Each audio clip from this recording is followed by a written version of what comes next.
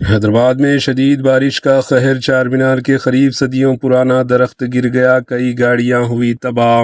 حیدرآباد میں جاری مسلسل بارشوں اور تیز ہواؤں کے باعث شہر کے تاریخی علاقے چار مینار میں ایک بڑا واقعہ پیش آیا۔ چار مینار کے قریب واقع تاریخی یونانی طبی ہسپتال کے احاطے کے سامنے موجود صدیوں پرانا ایک عظیم الشان درخت اچانک زمین بوسیدہ ہو گیا۔ درخت گرنے سے وہاں کھڑی متعدد گاڑیوں کو نقصان پہنچا، جبکہ علاقے میں کچھ دیر کے لیے خوف و ہراس کی فضا پیدا ہو گئی۔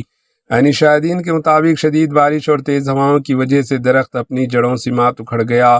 خوش قسمتی سے اس واقعے میں کسی جانی نقصان کی اطلاع نہیں ملی۔ اطلاع ملتے ہی مجلس اتحاد المسلمین کے چار مینار کے ایم ایل اے میر ذوالفقار علی اور پترگٹی کے کارپوریٹر فوری طور پر مقام حادثہ پہنچے اور متعلقہ محکمہ جات اور امدادی ٹیموں کو فوری کارروائی کی ہدایت دی۔ بعد ازاں بلدیاتی اور دیگر متعلقہ اداروں کے اہلکاروں نے موقع پر پہنچ کر گرے ہوئے درخت کو ہٹایا اور متاثرہ سڑک پر ٹریفک کی آمد و رفت کو دوبارہ بحال کر دیا۔